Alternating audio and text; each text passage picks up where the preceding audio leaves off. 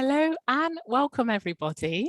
Welcome to Creative Access's Masterclass with ITV, and I hope you're all doing really well. It's lovely to meet you all virtually. I'm Laura, Head of Programmes at Creative Access, and I'm standing in for Josie, our Chief Exec today, who's on leave. If it's your first time attending one of our masterclasses today, a huge welcome. And if you've returned, welcome back. Our masterclasses provide a platform for creative industry experts, like everyone here today, to share their insights with yourself. And whilst we're waiting for a few more people to join, numbers are clocking up already, please do introduce yourself in the chat by name, what you're studying, if you're studying, what you're up to, if you're working, and location. It's always lovely to see everyone tuning in from all over the UK. Let's have a little look in the chat to see those ping up there. So please do introduce yourself in the chat. It's lovely to see who's here today. And thanks to those of you that submitted questions in advance. Rain has done her best to incorporate where possible, and there'll also be the opportunity to ask the panel questions at the end using the Q&A feature. So do bear that in mind. So comments in the comments kind of chat function and questions specifically in the Q&A section. And there's also the function to upvote your favorite questions too. So thank you, Ashleigh, studying at Goldsmiths, Media and Communications, very fitting. Photography student from Rochester. Welcome, Anna. Maryvale, got someone from Birmingham. Victoria, hello. Working as a studio runner on Morning Live, welcome. Hello, Jasmine from London, just graduated. Lovely, lovely to meet you all. So yeah, I think it's probably good time to start shortly, and it's a huge pleasure to collaborate with ITV on this event, and special thanks to Caris Knight, who's the social purpose trainee at ITV, for suggesting it in the first place. Shout out to Caris if you're listening today, I'm hoping so. And we're absolutely delighted to be joined by this incredible panel today. So starting with our chair, Rain, who is a researcher on the Piers Morgan life stories and also Creative Access alumni. Rain has both editorial and production management experience working across a range of genres, from current affairs to entertainment, which we'll be drawing on today. Sonny is controller of content services and has a wealth of industry experience, having worked for ITV for nearly 18 years, which I think is particularly impressive. And David is a writer for Coronation Street, and we'll be talking about his experience as a writer, director and actor. And finally, Misha is assistant producer for Loose Women and also Creative Access alumni. So Misha has worked on a variety of programming across TV genres and joined ITV back in 2018. So you're in very good company today, and I'm delighted to hand over to Rain to introduce herself with more detail, followed by the rest of the panel. So over to you, Rain. Hi, okay, I hope everyone can hear me okay. Yeah, I'm Rain. I did my Creative Access internship last year, so I interned on Peston, which was just a load of fun. And that was my first job in TV. And then since then, I've kind of gone on and done a bit of everything. Like I've done, I mean, to be fair, everything I've done has been in ITV, but I've done like Love Island, I've done Coach Trip, and now I'm a researcher on Piers Morgan's life stories. So I'm really excited to be here and just to get to talk about working at ITV, which is just like one of the best companies to work for. And then I'll hand over to Sonny. Yeah. That's okay, yeah, I think it's me. Thank you, Rain. So hello, everybody. My name's Sonny Hanley. As Laura said, I'm the controller for content services, which may not mean an awful lot to you guys listening, but so I'll explain. Essentially, that means I'm responsible for all content delivered into ITV, the processing of that content, as in what we do with it in ITV, and then the delivery of that content to people's TV screens, iPads, laptops, to subscription services like Netflix or our own subscription service, which is called BritBox. As well as getting content around the world to customers and clients who buy ITV content. So if you're in New Zealand, you can watch Coronation Street because they love it over there, and it's my responsibility to get it there. So anywhere around the globe, in this country or anywhere in the world, you see ITV content, it's my responsibility to get it there. As Laura says, I've been with ITV 18 years. And it doesn't even seem that long. It seems crazy when I think of it like that. But yeah, it's good to be here. Okay, okay, sorry. And then I was going to say David next. Hi, I'm David Proud. Started out in about 15 years ago as an actor, and appeared in a number of different things. Probably most famously a really grotty character in EastEnders who no one liked. Everyone hated him. Even I hated him when I played him. And then I had far too much stuff I wanted to say, so I started script writing, and it was a whole different kind of ball game. And then went from doing little pieces of theatre and kind of trying to find my voice as a writer, and then moved into doing continuing drama, and I'm now currently on Coronation Street. There's a small team of writers on Coronation Street, so it is quite a family, but I agree with everything everyone's saying here. ITV is a lovely place to work, and it's very encouraging and nurturing for people who are just looking for that kind of next step to what they're doing. And if anyone can hear a whimpering dog throughout this, I do apologize. My dog is with me here, so he's not barking in the room. So if you hear any weird noises, it's Alfie. Hi everyone, I'm Misha, and I'm currently an assistant producer at Loose Women. So I've forgotten for a second where I worked, at the ITV daytime show Loose Women. I've been at ITV for about 2.5 years now. Worked on various programs before I joined Loose Women, and I saw someone that just graduated Sussex and did drama and film studies, and that's what I did. So hello. And I've done various TV programs. I started off in kind of daytime home improvement antique shows. Then I moved and did a lot of reality programming and dating, celeb kind of dating shows, and then did some award shows and things like that. And then now I've settled in daytime, and I agree with everyone else. I think this is the longest TV job that I've had, and that's kind of testament to the time that I've had at ITV and the people that I've met and how much I enjoy it. So I'm really looking forward to kind of sharing that with you guys and sharing my journey and hopefully helping some other people along the way. So yeah, I'm really looking forward to it.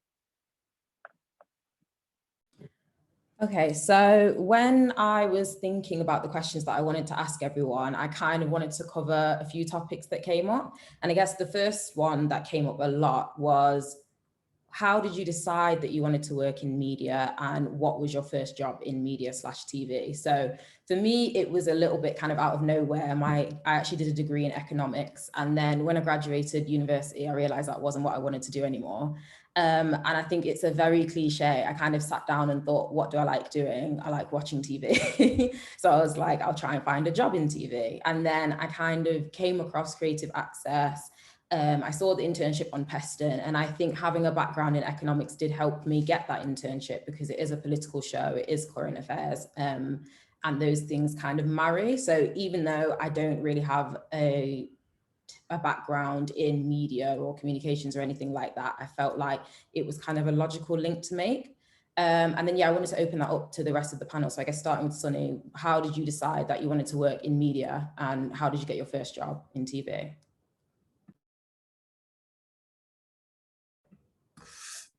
I decided I wanted to work in TV from a very, very early age. I was about 9 years old. I was always interested in TV, not being on TV, but the mechanics of TV, making TV programs. And I live in Leeds. I was fortunate enough to live about 2 miles away from what is now ITV Yorkshire. And at the time, I remember driving past and asking my mum what happens in that building, and her telling me that that's where the TV programs that you watch are made. And so from that point, I just wanted to be inside that building and be part of that organization and make TV programs. So yeah, so everything post, 9 years old, all the way up to 18 years old, was about trying to, think about how I could get a job in there. And my first job, it was really kind of work experience of being in there, writing them a letter and saying, I really want to work here and can I have some experience. And they said no, because they must have got 1,000 letters. And I left it a couple of months. I actually wrote them another letter, slightly different angle, where I said I wanted to make a documentary about what goes on behind those doors. And they wrote back and said, yeah. And at the time I was in college, so I borrowed a camera and I spent a week in there making this documentary. Yeah, it was. I used the time to create the contacts while I was there. And then that kind of kick-started kind of when a vacancy came up, I was able to get back there after university. So it was my second job out of uni was back in that building, which when I was 9 years old, so, you know, over a decade previously, I really wanted to work there. Fast forward 11 years and I got a job in there.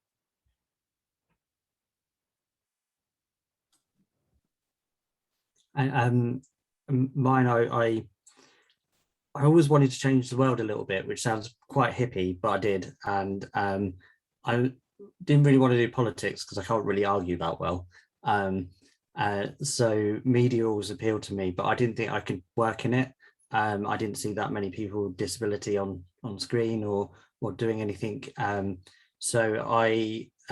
But then I got a chance to go to an open audition, and I auditioned for this part and got offered a part in a children's drama called Desperados. So for 3 months I went, and at 23 I was playing a 14-year-old. So I went off and did that for 3 months and went back to my normal job and got an agent off the back of that. And if anyone who knows me knows I'm not a risk taker at all. So why on earth I left my full-time job to then go and pursue acting? To this day, I have no idea what was telling me to do it, but I did. And a couple of people at the place I was working went, oh, you know, we'll see you in a few months. And then 15 years later, I'm still kind of doing stuff, but I'm not doing what I was doing back then, but it's been a bit of a journey, and it's been highs and lows and everything in between, and I've loved every minute. I think for me, I think similar to Sonny, I was at a very kind of young age when I knew that I wanted to do something in media. I wasn't sure whether it was, you know, TV or film, but I was always interested in kind of stories and kind of teaching people something or being able to speak to people. And I was always kind of grabbed by that from a very young age. And it was only kind of as I got older, I still wasn't necessarily that sure. And it was when I went to university, I was just kind of lucky that there was a antiques program being filmed near my university, and they were looking for runners. So I kind of offered up my services, went for the role, luckily got it, and it was in the summer of my university, like when I was off just before my dissertation. So I just spent the whole summer kind of in a van, driving up and down, driving to France, driving to all these different weird and wonderful locations, but it was so worth it. And then I finished my degree, and then luckily the production company that I worked with just kind of said, oh, we've got another show if you're interested in running again. So it kind of just snowballed from there, really, and it's kind of continued like that ever since. But I was similar to David, I didn't necessarily know how to get into it. I didn't know anyone that worked in media. No one in my family had kind of ever gone down that career path at all. So I was really daunted at the prospect, but it's just kind of worked out in a weird way, and it's still kind of working out. So, and I'm grateful for it. So yeah, it's been a real kind of steep learning curve at times, but really, really worth it. Okay, so the next thing that I wanted to cover was something that I didn't know when I kind of got started in TV, and it was a question that somebody submitted. So is TV, the industry, mainly freelance? And I would say from my point of view as a researcher and working in the editorial side of things, all of the jobs that I have had so far have been freelance. And I assume for Misha, it's probably been the same. But then for Sonny and David, I don't know if your experience has been different, and like both of you have been in TV for quite a number of years. So has that changed, or do you see it changing now from how it was when you first started? Do you want to go, David? Yeah, for me, it's always been freelance. As an actor, it was some of the producing I've done, consulting work, definitely is, and the writing, even on a continuing drama, it's all freelance. It gives you great freedom to be able to kind of follow what you want to do and kind of make choices, but at the same time, it's quite a risk. And it's that not knowing quite where the next thing is, that is both exciting and absolutely terrifying in equal measure. Yeah, When I started in TV, I started in production. So I first was a production coordinator, a junior production manager, and then I moved into researching and assistant producing, and eventually to be an edit producer. And I was always staff, so I didn't work with many freelancers. I always worked with staff production team, because there was just so much production back then going through the department. We made a lot of factual entertainment programs. So we would only hire freelancers for kind of the crew jobs, like the cameramen or the sound guys. But in where I work, I spent a lot of time in technology and then in operations. And again, that's all staff really. So I used to come into contact with freelancers, but there wasn't loads of it. It was really staff. And I think for working as staff, it allowed you to kind of climb up that ladder in a way where you weren't. If you're a freelance researcher, it's very hard to get your first freelance assistant producer credit, because your CV just says researcher. Whereas if you're in an organization where you're staff, they're prepared to give you that chance. So it's a bit of a mix, but it worked out well for me. Yeah, I was just going to add to that what Rain was saying, and it's been a mixture of both for me, because I've done staff and I've also done freelance. And I think, like Sonny said, sometimes it is easier to get those kind of opportunities to move up quicker when you're staff, because people know you, they know what you're about, they know kind of how you work. But also I think there are a lot of benefits to freelance as well, because you do kind of get to work with a lot more people, so you do naturally build those networking contacts that maybe I know myself, sometimes I struggled with networking and you worry about that kind of thing. But I think when you are freelance, you do naturally build those relationships with people on a much quicker basis than you would if you were staff or on a permanent contract. So I think there's kind of, it swings and roundabouts really. And I think there's pros and cons to kind of both aspects of it. So picking up on a point that Misha just made, somebody did ask tips for networking and what kind of role does social media play? And again, that's something I don't know if that has changed over the years, or if it, I mean, I find now that networking is like quite a big part of your job, but I don't know necessarily if social media is crucial. I mean, I would say it is key to be on sites like LinkedIn and the Talent Manager and then that kind of thing. But then I also think a great way, like you say, if you're freelance, you're meeting a lot of people, you're on different productions. So a lot of it is just kind of like face-to-face networking, if that makes sense. And then again, I know that probably has changed a little bit because of the pandemic, but I didn't know, is that different for you guys? What has your experience been? If I go probably to Misha first.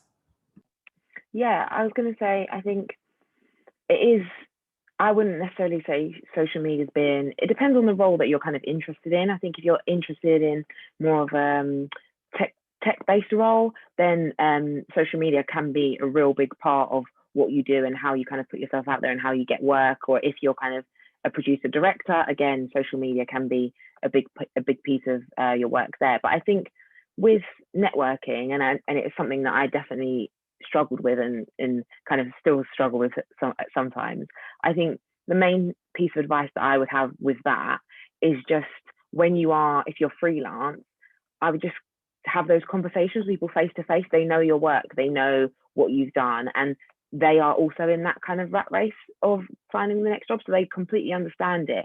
And no one is going to think you're overstepping the mark or being too pushy if you say, you know, what have you got coming up? And a lot of big companies like ITV and production companies that make shows for ITV have talent managers, and they're always kind of willing to sit down with you, have a chat with you, take your CV on, and kind of keeping your CV up to date is another really big thing that is so helpful, because people will just kind of ask you for that at a drop of a hat. So just having that kind of in your back pocket and ready to go, especially if you are freelance, really, really helps, I'd say. So I guess, Sonny, would you say that networking is important in your role where you are now, or is it more as you've been there for so long, do you find it's not as important anymore?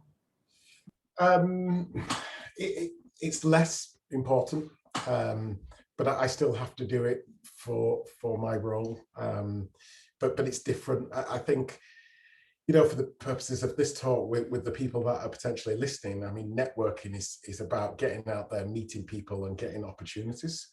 And that's quite difficult for some people. I know when I was in the industry, I loved my staff job because it meant I didn't have to network, because I was in an organization, I was in a bubble essentially, and all I had to do was continue to impress my managers, my bosses, and I could stay inside that bubble. I didn't like the thought of being outside that bubble, because you really have to, you know, push yourself outside your comfort zone and network. And network kind of seems like a dirty word. It comes back to what Misha was just saying about, you know, everybody's in it, everybody's in the rat race, everybody's trying to talk to somebody, not because they really want to talk to them, but to trying to get that opportunity or know about opportunities coming up.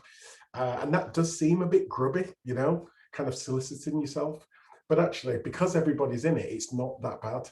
And the way, when I had to do it, the way I looked at it is that I just want to get to know people, right, on a level, talk to them as if they were my friends, or, you know, and want them to know my work. And then it kind of demystifies and it takes away that kind of grubbiness. And, you know, and people hire people hire good people hire people that they can work with, that they're kind and they're good. And that's what you want to show them. You don't want to keep going into a conversation going, hey, I did this job last week, and I did this one 4 weeks ago. And, you know, because everyone's going to be like, oh, get away from me, you know. But if you just talk to people on a level and show people that you're a nice person, when an opportunity comes up, they're going to go, do you remember that conversation I had with that nice girl? Yeah, we should get her in. I think she was an AP, that sort of thing. And that's the way people should really approach it. And David, have you found that it's the same in scripted? I think in both scripted and in acting as well, there's too much of an emphasis on networking, I think, and there's too much pressure to, and I've never got a job from a conversation I had at a party or a networking kind of event. So just to reassure people, I think networking is good to network and find your support network.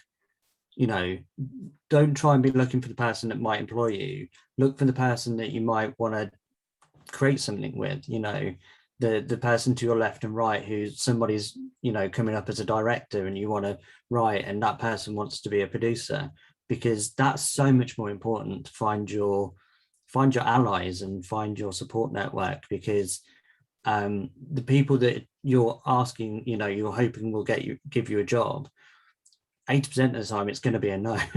So you need to find your allies and your troops so that they can help you in those times where people say no.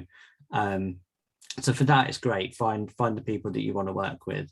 But writing, I got into writing more so I could sit at home in a hoodie in a cave, like with my dog, and just create content. So you're not missing out. No big budget thing has ever been done at a drinks reception. It's normally been the deal's been done the night before at some swanky kind of hotel in a restaurant between two commissioners. So I think just do whatever you feel you need to do to expand your horizons, but don't pressurize yourself to think that you're a lesser kind of artist because you can't physically go to that, you know, or you haven't got the time to go to that one event.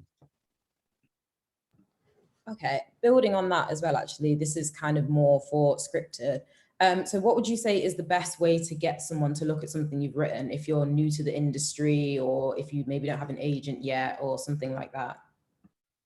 It is chicken and egg, because, you know, you've got to have some, the ideal thing is that you've got something like a small little bit of theatre or something that you can show somebody, and ideally the first person you need to be showing is an agent. The deals with writing are so complicated, you don't want to be negotiating that on your own. So any kind of script festivals or places where you can kind of do new writing showcases or anything like that, you need to get a spec script, which is like a 60-minute or half an hour if you want to do comedy, that shows what you can do. And as soon as you've got that, you should be putting that out to different agents and trying to get people to represent you, because they're going to get you in front of all the production companies and stuff. And then you don't need to network because they do it all for you. Thank you. And this one is a little bit more for Misha. So in unscripted, what would you say is the best way to go from being a runner to a researcher? Yeah, I think that's something that a lot of people struggle with. I'd probably say it is one of those things where if you've worked on a show for a while, or if you you did a runner role at one job, and they're, for example, doing series 2, a lot of the time they know that you know the parameters of the show, they know that you know how it works, and they're going to be like, oh, let's get that person back in because we already trust them, we know them. Obviously, it doesn't always work out like that because some shows don't work like that. So it is kind of building up enough runner credit and doing things within your runner role that kind of lead you up to a researcher role. So, for example, a lot of the time they want to see that you've not just kind of done your basic runner duties, which obviously are not basic, but also you've gone above and beyond, and you might have helped out the researcher. You might have done things, kind of release forms and all those extra responsibilities that kind of bump you up to the next level, essentially. So don't panic if you've done loads of runner roles and for whatever reason you can't get that researcher role. I think it's just about either going back to people that you've worked with previously and seeing if they've got any new shows or returning shows that they know you from that they can hire you on, or looking at the skills that you've picked up being a runner, because let's be honest, when you're a runner, you're doing everything. So you will have picked up valuable skills to be a researcher. It's just kind of highlighting that and really pushing that to the forefront. And also, I'd add to that, if you're working on big shows as a runner, you can work on smaller shows that don't necessarily have the budget for a runner, but have a researcher. So that combined role, you can get that role with your experience. So it might be that you just have to look at smaller productions to get those credits onto your CV.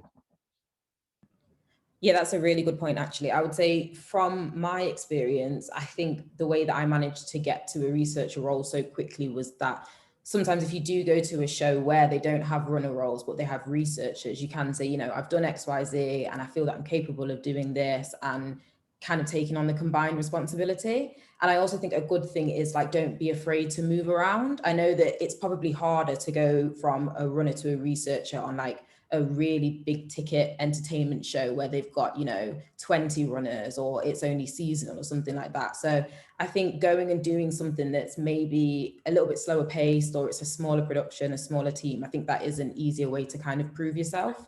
Yeah, you get miles more experience on a smaller show because you get involved in everything because the budgets are so small.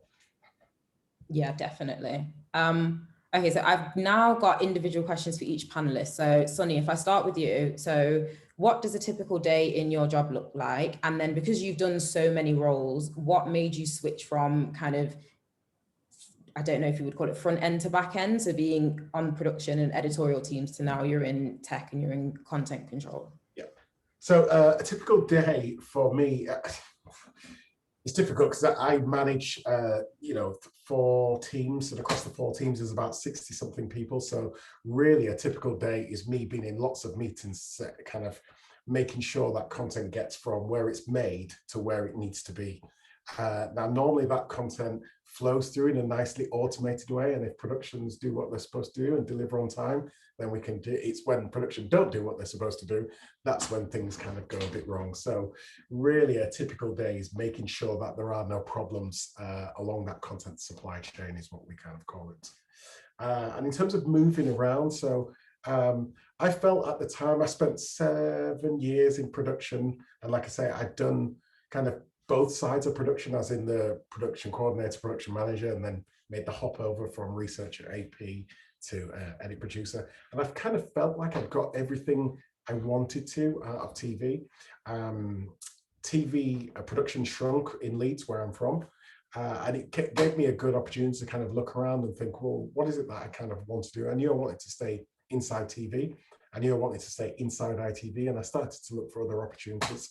And I got the opportunity to work in ITV technology as a business analyst, which is somebody who advises the business, ITV, what technologies they should be using. And it was around at the time of the HD switchover, file-based deliveries. And so I was able to kind of use my skills as an experience in production to use that to advise the business. So I was working in technology then, and I spent another 6 years in technology. And then I knew this wasn't what I wanted to do. I wanted to manage operational teams and be a senior leader within ITV. And I was given the opportunity to manage a team, and then I managed another team, and then I just grew that because I knew I wanted to kind of progress, not just with my skills and experience, but actually progress in the company upwards to where I am today as the controller for content services.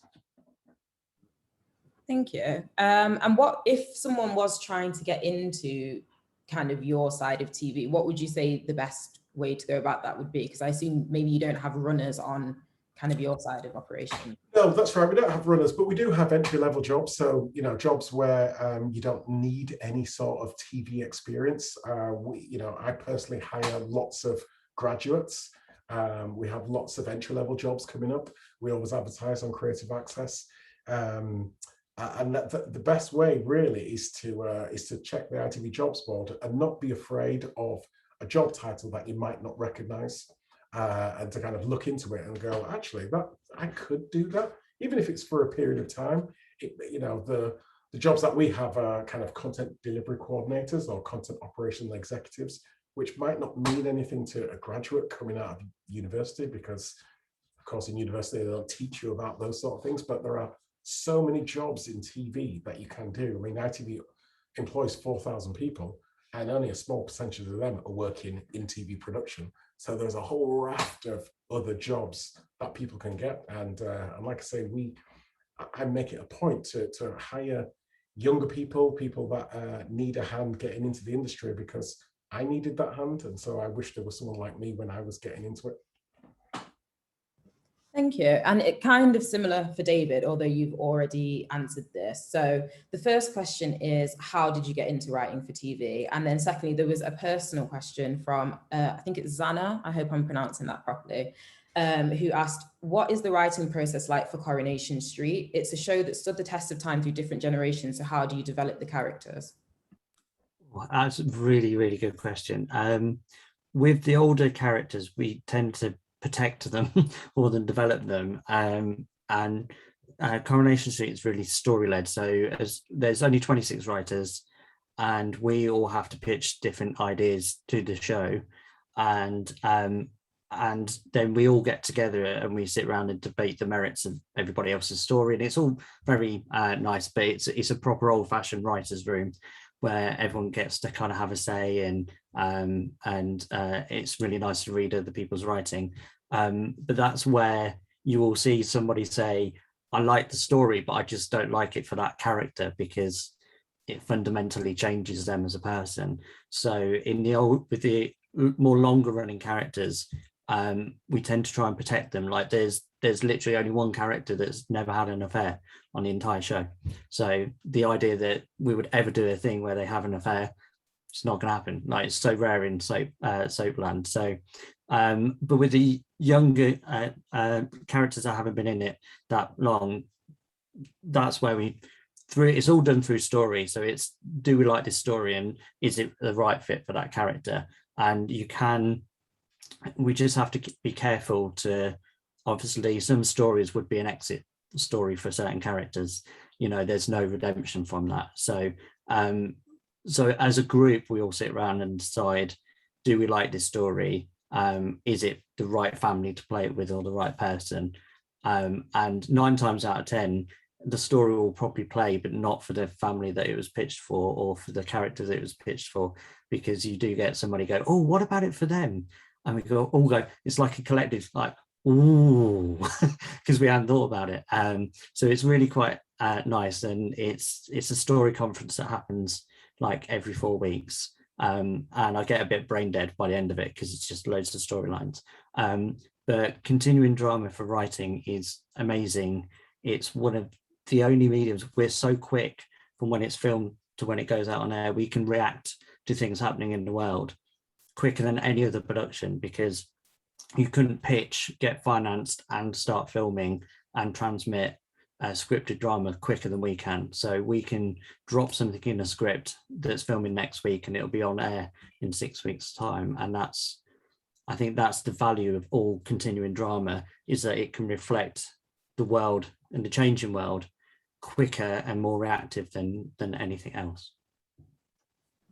Okay, thank you. And Misha, so I know you've done a lot of different things. So I guess I wanted to know what made you decide on daytime TV, and then what are the ups and downs? So what's the most fun thing about it, and what are the challenges?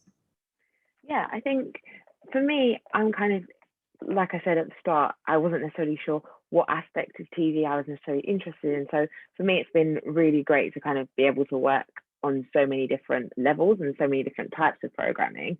I think the thing that first attracts me to daytime is the fact that it is in people's living rooms every day.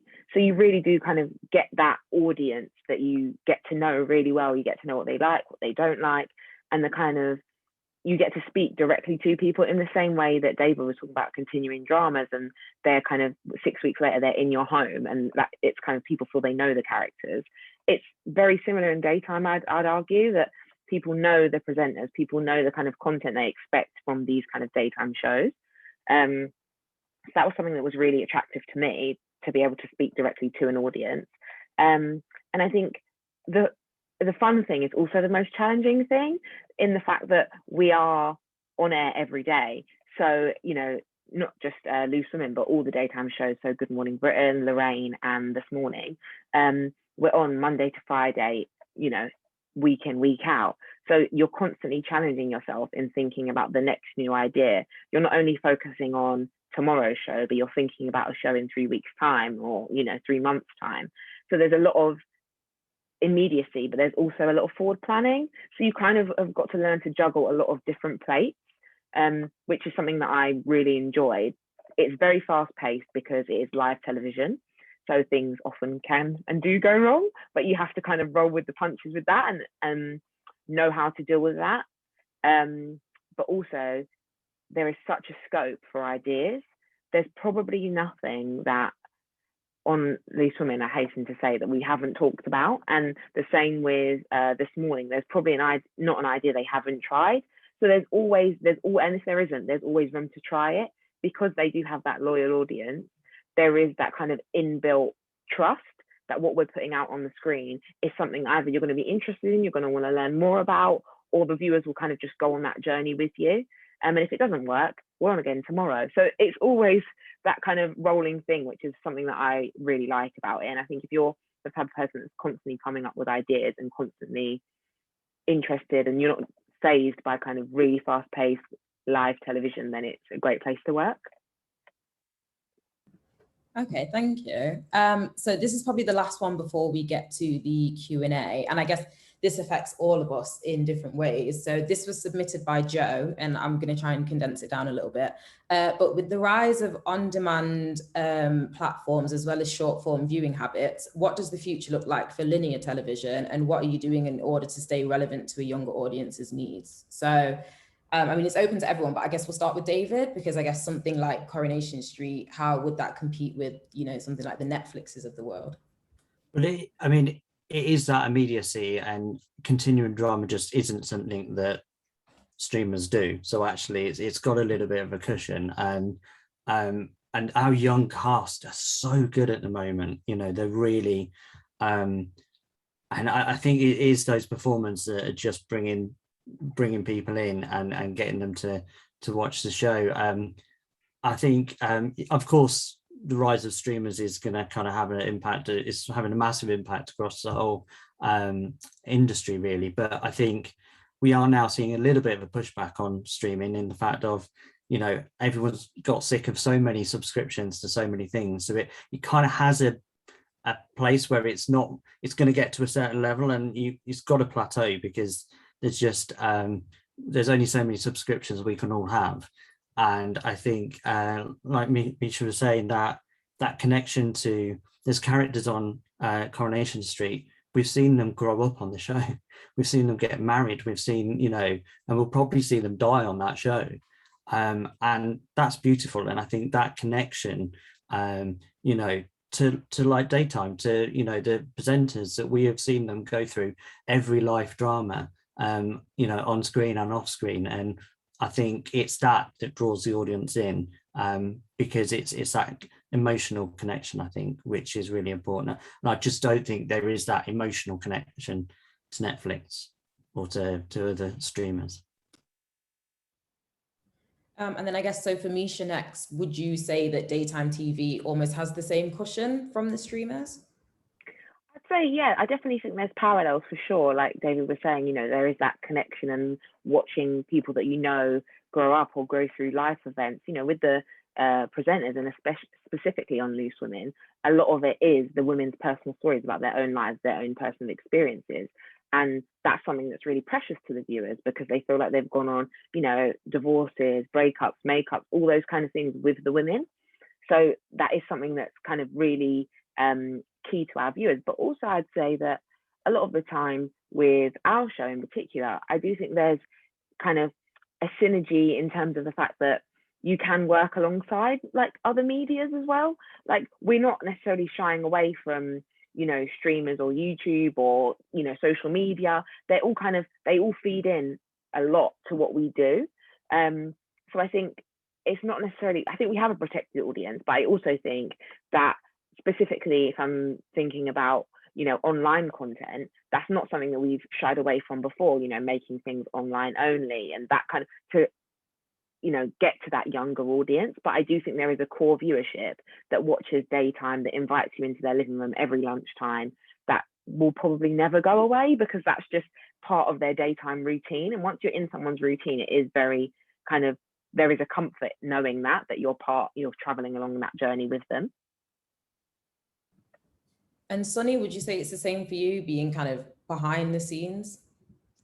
Well, yeah, well, maybe not, because I have more of an insight, I guess, in terms of the strategy of the company rather than just production.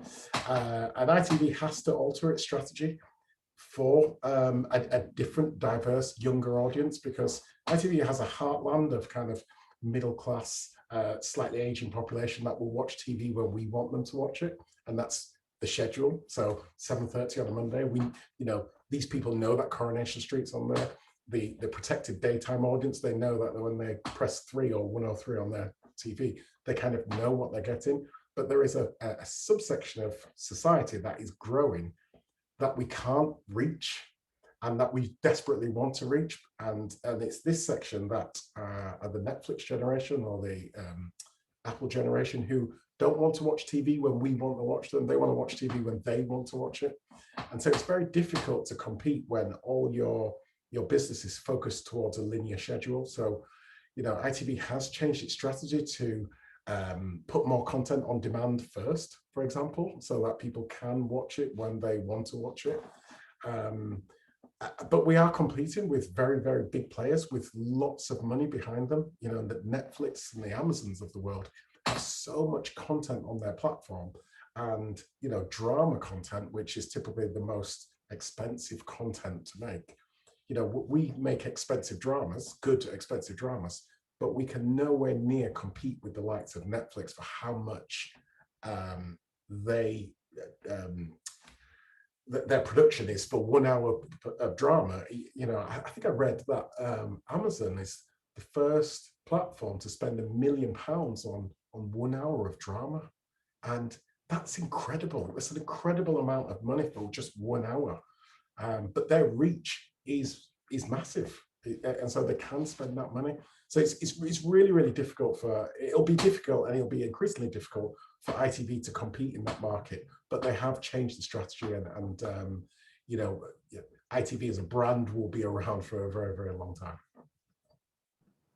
Okay, I don't know how much time we have left, but there was one more question that I feel like I can't really go without asking. So for all of you, how has the pandemic and the resulting restrictions from COVID affected your job? So whether it be kind of more working from home or like studio or just anything really, do you feel it's made a difference between now and maybe say 2019? So I guess Misha, have you seen a difference working in studio? Yeah, definitely. I think there was a period where it was we still are kind of in that period where it's a very scaled down team that are in the studio. So that was a lot about adapting and finding new ways to work. A lot of things like this, for day-to-day work were moved online. And with the studio, we really had to pare back and think about how we can still make the best programs we can make, but do it in a safe way and do it in a compliant way, which was a different way of working for all of us, because I think a lot of people in TV, especially in production side of things, a lot of it is brainstorming in teams and sitting down together and really like hashing out ideas and what we're going to do in the future. And while you can still do that online, it's not necessarily the same thing. So studios wise, yeah, we were, even at the height of the pandemic, we were off air for a little bit as well. And then it ended up a lot of people kind of working on the studio day, but doing the studio day from home, which was a kind of technological experience that a lot of us hadn't dealt with before, but we made it work. And we did a whole episode of Loose Women from each of the women's homes, and this was very kind of early on in the pandemic. So that was kind of a real learning experience for everyone on the show, but it showed we can do it. And now we're much more into flexible working, and a lot of the time working from home and just going in for that core team on that core day. So it has really changed us, and guests not being allowed in the studio, things like that. So trying to build a rapport with your guests when you're not physically meeting them.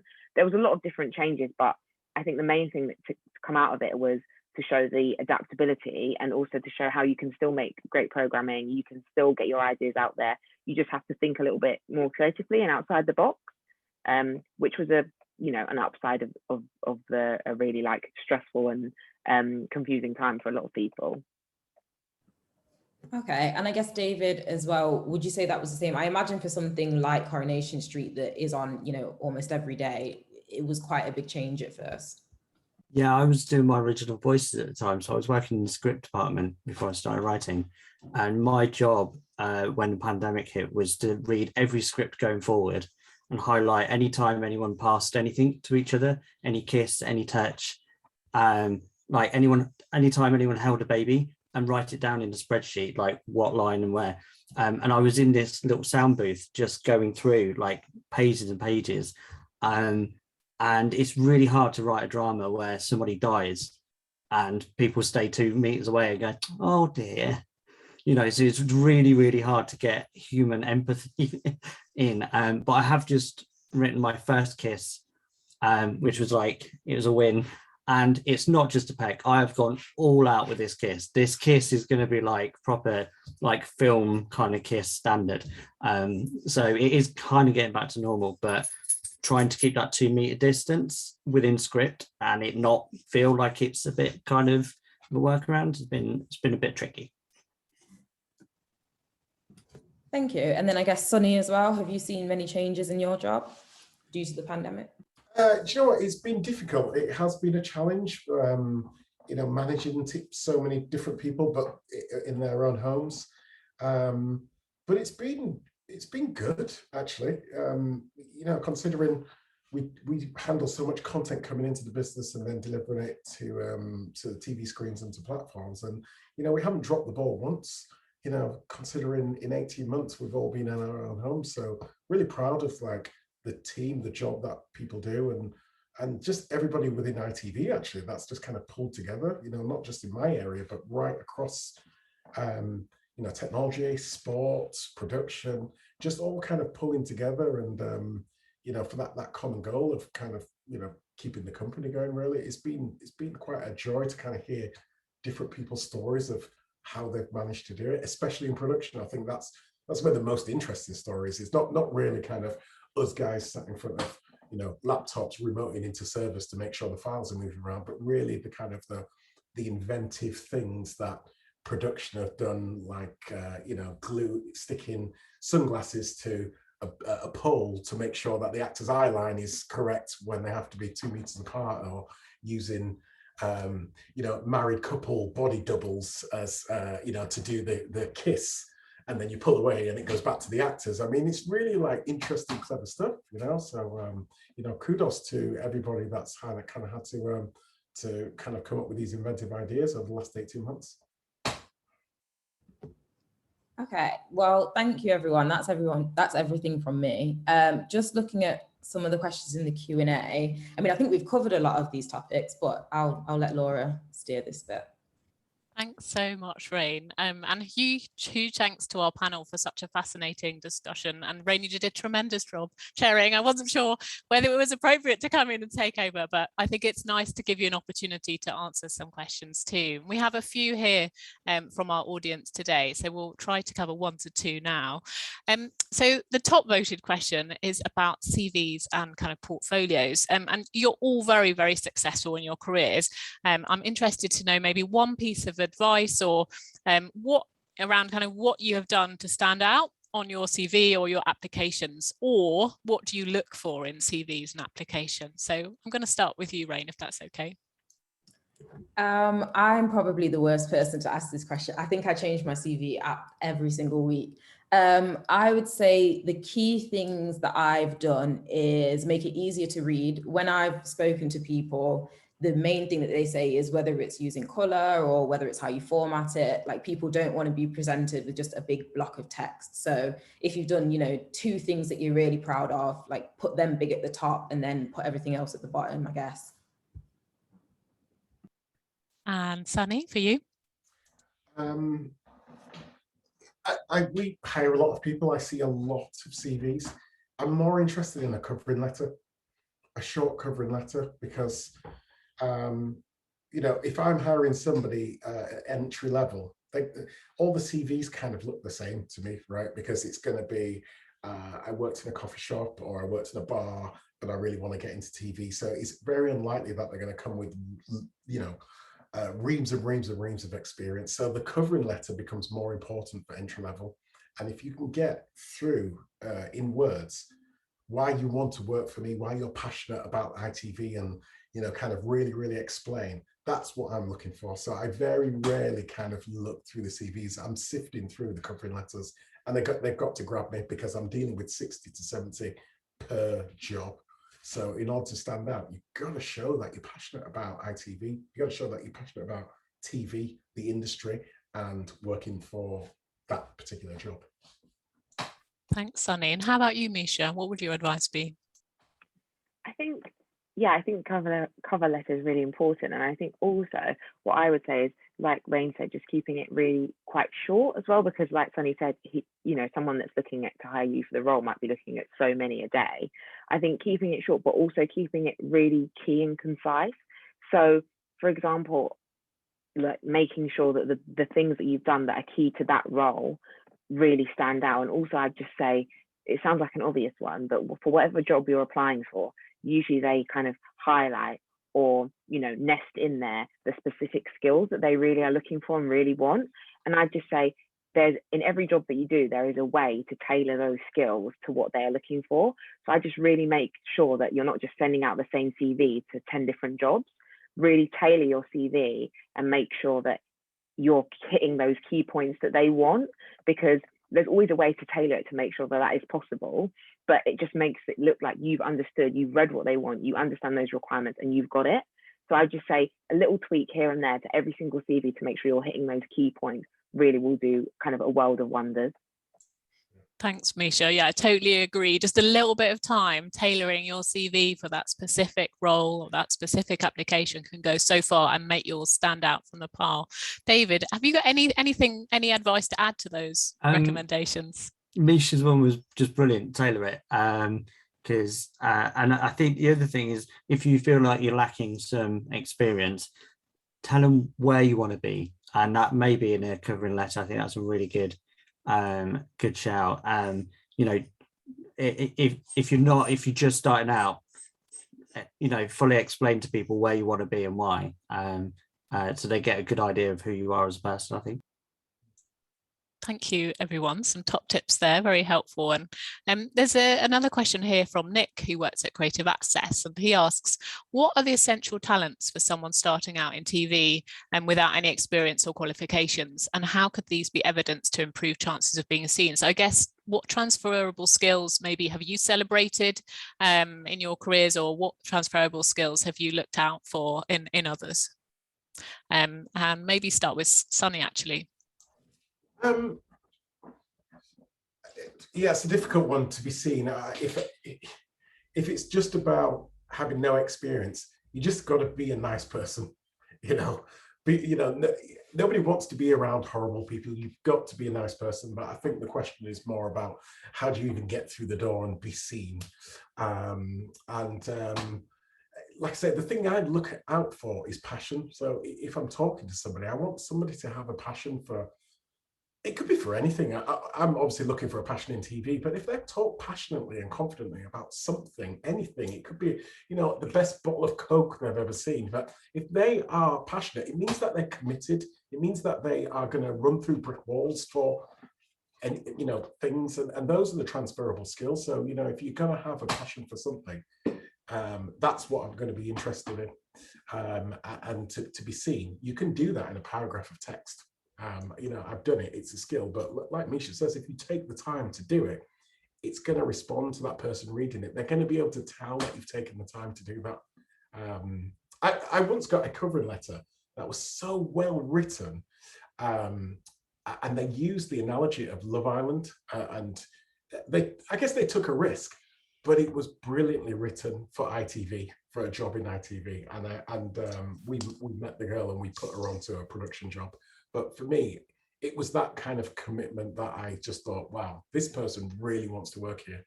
And now she works at ITV. Thank you. So drive, passion, commitment. Rain, Misha, or David, do you have any other kind of talents that really stand out? Perseverance, I think. And don't let them win. If you want a job, I once heard that a really famous writer sent a birthday card to a script that he'd sent into the BBC and not heard back from. He literally sent it a first birthday card because they'd not replied in a year. That level of like not giving up, especially if you're working class as well. I've got this thing about, there being a lack of opportunity for people who are working class because a lot of entry level stuff is unpaid. I'm getting wound up, so my dog's getting wound up. But and I think that if you're working class and you want to do it, just do it. Don't let them win, because we need more working class people working in TV. I was just going to quickly piggyback off what David said, and I 100% agree. That's probably one of my soapboxes too.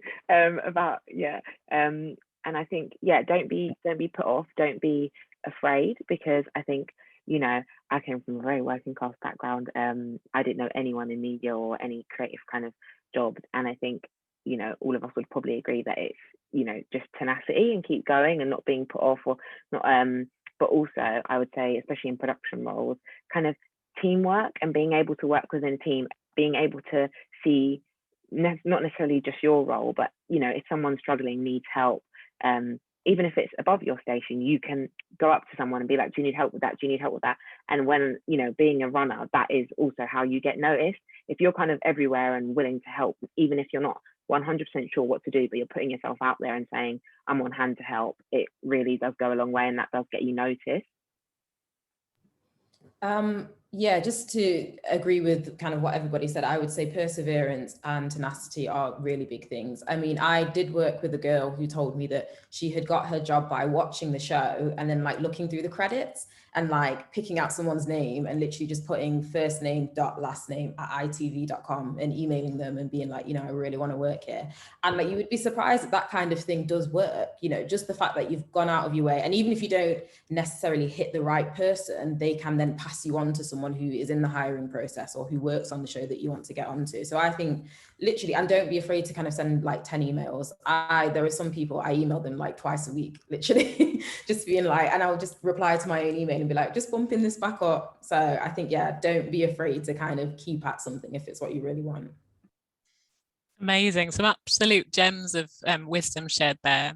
Thank you so much again for your contributions today, for Rain for chairing, and for everyone in attendance for your questions. And it's been a brilliant discussion. Kind of segueing really nicely to CV consultation session we have coming up soon.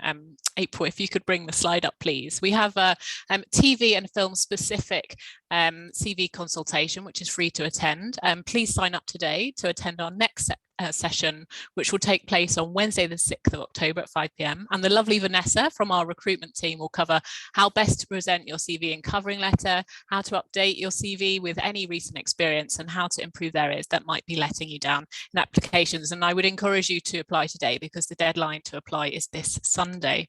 But just to kind of finish with the last slide of today, and please do stay in touch. If you're not already following us on our socials, please do check us out on Twitter, LinkedIn and Instagram. We regularly update and share lots of opportunities there. And yeah, just to say again, huge thanks to Rain, Sonny, David and Misha. You've been an absolute pleasure today, and thanks so much again. Cheerio everyone.